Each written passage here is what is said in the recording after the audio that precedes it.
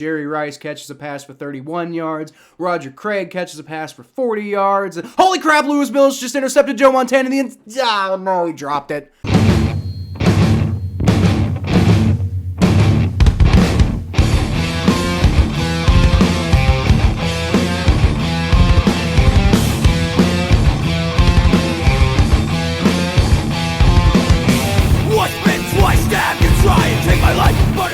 Welcome to the Jungle, Bengals fans. I'm Kyle Phelps, and I haven't slept properly in like 4 days, man. Why? Because the Bengals are going to the Super Bowl, baby! Y'all know how long it's been since anybody could say that? For some reference, I wasn't alive when they did it 33 years ago. So, I was curious about what life was like back then, you know? What was the world like? What was the game like? What was going on at the time? Stuff like that. So that's what we're going to find out and explore today.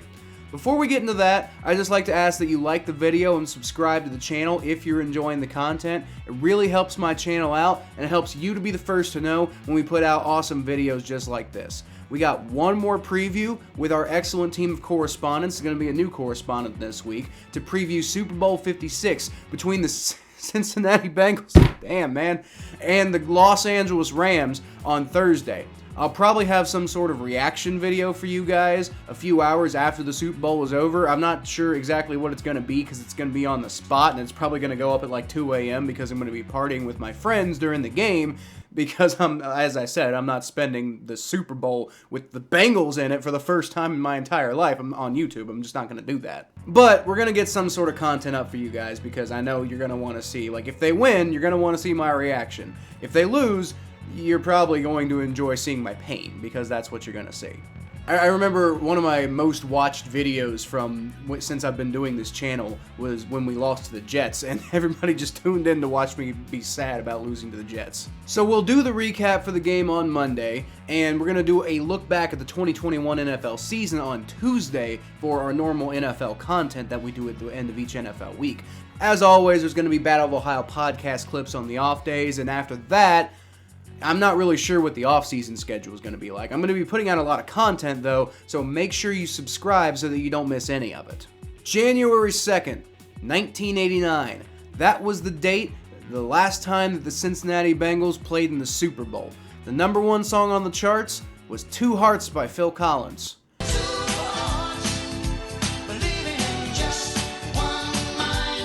President George H.W. Bush had just taken office 2 days prior, succeeding the man that he served as vice president for, Ronald Reagan. The Lexus car brand had literally just been launched 11 days ago. 10 days after the game, the Soviet Union finished the process of leaving Afghanistan and began rapidly losing Eastern Bloc countries to the revolutions of 1989. A few months later, after all of this, the Tiananmen Square protests began in Beijing, eventually culminating in the massacre that eventually led to the decline of traditional communism in China. These were things that were in my history books at the end of the history books, but they were in my history books when I was a kid. So I know that a lot of people who are watching this, they're like, hey, I remember reading about that in history class. Yeah, that's when the Bengals were last in the Super Bowl, dude. For the purposes of this video, the Bengals went on an incredible run behind the NFL's best offense that year. And they had a solid, complementary defense. Not spectacular, but, pretty good. The owner of the team, Paul Brown. The man, the myth, the legend, who passed away just a few years later. The head coach, Sam Wyche. Will the next person that sees anybody throw anything onto this field, point them out, and get them out of here. You don't live in Cleveland, you live in Cincinnati. That guy. Love that guy. Rest in peace to the big homie who passed away last January. He won the Professional Football Writers of America's Coach of the Year award that year for taking the Bengals from 4-11 the previous year to 12-4 in the Super Bowl in 1988. Sound kind of familiar to a certain coach who may have been 4-11-1 last year, and then suddenly they're in the Super Bowl this year? Although in 1988, Mike Ditka is the one who won the more renowned AP Coach of the Year, the one that everybody talks about, which that also might sound kind of familiar to what's probably going to happen this year. The quarterback was NFL MVP Boomer Esiason, fourth in the NFL in passing yards that year with 3,572 yards, 28 touchdowns and just 14 interceptions. The leading rusher?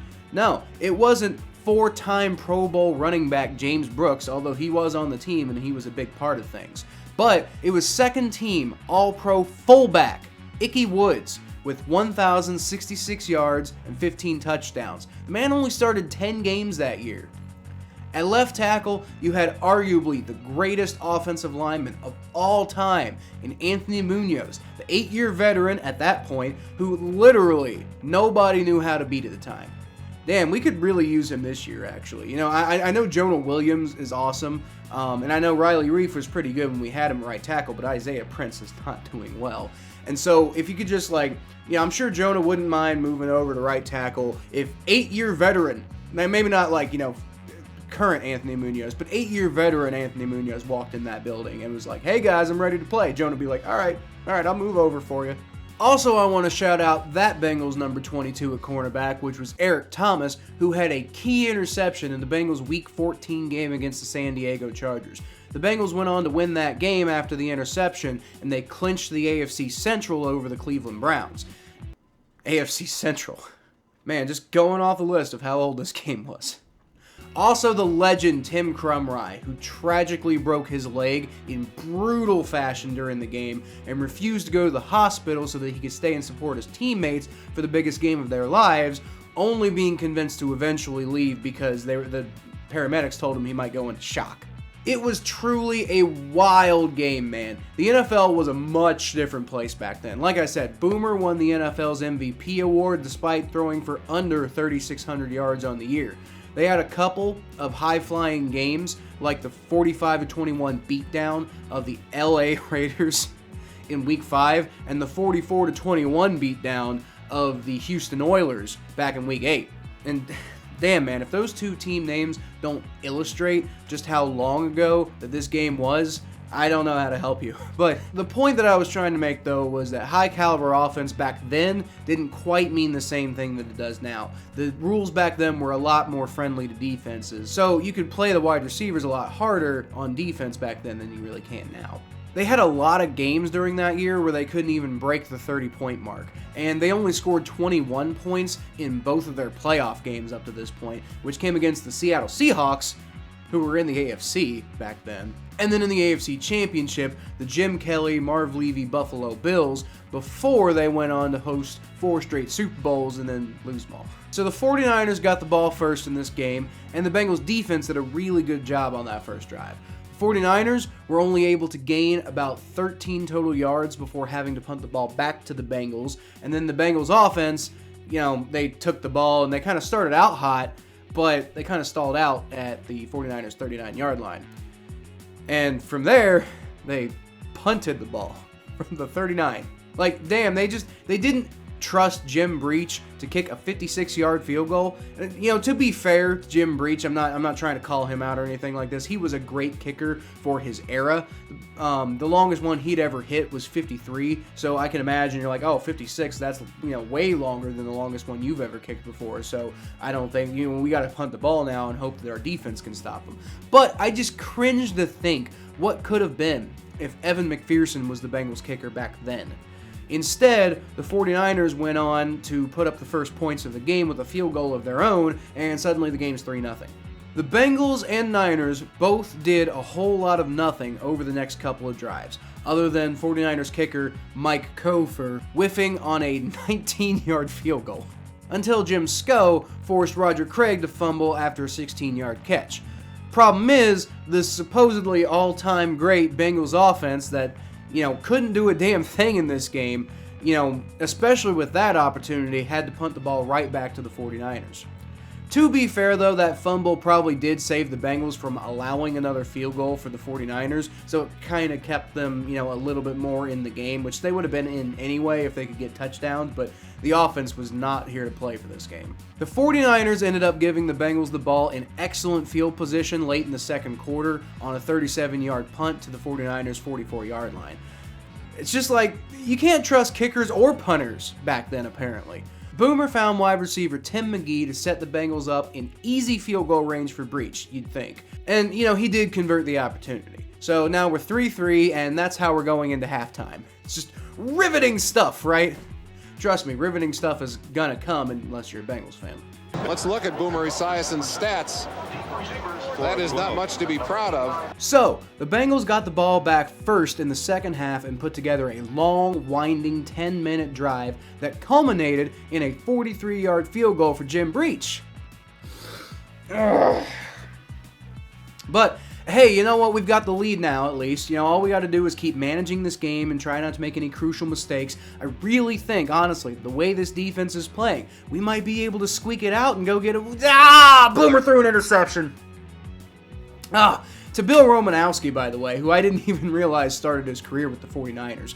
So, yeah, the 49ers got the ball at the Bengals' 23-yard line, and it wasn't too much longer before Mike Kofer tied the game back up 6-6. But then, Stanford Jennings, man, he returns the ensuing kickoff 93 yards for a touchdown, and the Bengals are up 13-6, leading into the fourth quarter. Then, John Taylor returns the kickoff for 13 yards. Jerry Rice catches a pass for 31 yards. Roger Craig catches a pass for 40 yards. And holy crap, Louis Bills just intercepted Joe Montana in the end.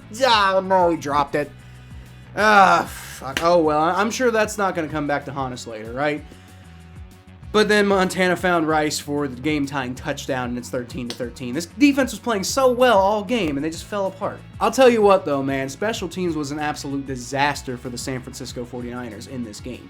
Take note, Aaron Rodgers. You wanted to be drafted by the 49ers, but you couldn't even beat them with horrible special teams play of your own. I already mentioned that 19-yard missed field goal earlier, and I already mentioned the kickoff return for a touchdown. The Bengals punted the ball on their next drive, and the 49ers muffed the kick. They did recover it, but then they reset themselves, they drove back downfield, and they got let down by Mike Kofer yet again, and this time from a more understandable 49 yards, but it's still like, damn, special teams. Alright, so now the game is winding down. 8:47 left in the fourth quarter, and the Bengals take up more than half of the clock, driving down to the 49ers' 22-yard line and setting Jim Breach up for a field goal, 40 yards. The problem is Joe Montana got the ball back with 3:20 left remaining. Given the way both offenses have played in this game, you kind of have to like the Bengals' chances here. You know, their defense has played so well, and they've got a 16-13 lead. All you got to do is just not let them get a touchdown. No such luck. Joe Montana's still Joe Montana, man. He's absolutely perfect on the final drive of the game. He's so clutch. He doesn't throw a single incompletion on the entire drive, and the 49ers only reached third down once on that drive, actually, and that might have been because they decided to run the ball on second down. You'd think if Montana was throwing the ball, they probably would have gotten the first. So now it's 39 seconds left. Joe Montana drops back to pass, and he finds John Taylor for the go-ahead touchdown. Bengals fans still haven't let go of, and, you know, as a young Bengals fan, I still haven't heard the end of from, you know, people to this day. Maybe all that talk will die down if the Bengals can beat the Rams next Sunday. You know, I can only hope. Anyway, that left the Bengals with 34 seconds left to get the ball back downfield. Boomer was the damn man back in his day, and my personal favorite player in Cincinnati Bengals history.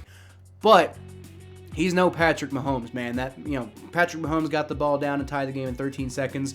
That was not something that Boomer was capable of. He looked a bit rattled in the backfield because he missed a wide open Chris Collinsworth that would have gotten the ball down to the 43-yard line. Probably only would have had one play left after that, but it would have been a nice spot for one final toss towards the end zone. Unfortunately, now they have to try it from their own 27-yard line for the final play of the game, and, you know, predictably that falls short. So the 49ers win 20-16. Joe Montana goes down in the history books with his third Super Bowl ring against the same team that he got his first ring against back in the conclusion of the 1981 season. Pure, utter pain and devastation, man. Since that game, that Bengals era made one more run at things in the 1990 season, only to fall short against Bo Jackson's Raiders in the divisional round. And as many of you know, that's the game that ended Bo Jackson's career and some believe cursed the Bengals for 31 years. They wouldn't see another playoff berth or even a winning record again for 14 more years. Boomer got traded after the 1992 season, and the Bengals went through David Klingler, Jay Schrader, Jeff Blake, and they brought back Boomer again. Neil O'Donnell, Paul Justin, Jeff Blake again, Keely Smith, Scott Mitchell, John Kitna, Gus Farrat, then John Kitna again, and then they drafted Carson Palmer and brought in Marvin Lewis in 2003. Marvin Lewis and the Bengals went to 7 playoff berths between having Carson Palmer and Andy Dalton as a quarterback, and as you all know, they didn't win any of those games, but it was an improvement from the 90s. Still pretty disappointing, though, after that 7th playoff loss, and then they couldn't get things back going, so Marvin Lewis got fired in 2018. Bengals brought in Zach Taylor, who, looked promising, but couldn't buy a damn win for 2 years. They were 6-25-1 going into this year, and he was on everybody's radar as the most likely coach to be fired going into this season. Now they're in the Super Bowl. It reminds you a lot of Sam Weitz's turnaround from 1987 to 1988. You absolutely love to see it if you're a Bengals fan, but there was so much pain getting here in the first place. So let me know what you guys think about it. Were you alive last time the Bengals were in the Super Bowl? Are you like me and you're looking forward to seeing the Bengals live in the Super Bowl for the first time in your life? How did you feel about Phil Collins back in the day? Whatever your thoughts are, put them down in the comments below, and I will feature the best comments in, probably the Super Bowl video that we'll put out next week. Like this one from Majestic YT, who said, he talking hella shit. He's talking about Chet, by the way. Let me get on and talk football next week if I'm not at work. It's gonna be funny. So just to clarify, everyone, all of the correspondents are actually played by my buddy Aaron, who's a Bengals fan. I originally started doing previews with characters based on opposing teams' fans because I couldn't find a Raiders fan to come on to my second ever preview episode, and I kind of had to think on my feet. Turned out to be a pretty popular concept when I originally did it, so I asked Aaron to play the rest of the characters, and we just kind of took it from there, and that's why you see all these characters who kind of talk a lot of trash, because that's, the way, and it's supposed to be funny. But hey, Majestic YT, you're one of my most consistent viewers on this channel, so I would be more than happy to have you come on next week if you want to talk some smack. I don't think you're going to be able to talk to Chet because I don't think he's coming back till next year, but, you're more than welcome to come on the show. Just, hit me up, DM me on Twitter or something like that, at KylePhelps92. So that's going to be it for this episode, guys. Thank you so much for watching. You can always find more of what I do at KylePhelps92 on Twitter, Facebook.com/ThePhelps, the Battle of Ohio podcast, which is available on YouTube, Spotify, and Apple Podcasts, and right here if you subscribe. But like I said, thank you for watching, everyone. I hope that I was able to bring some context to how massive this game is for Bengals fans to some, and maybe for others bring back some memories. So I'll leave y'all, as always, with a hootie!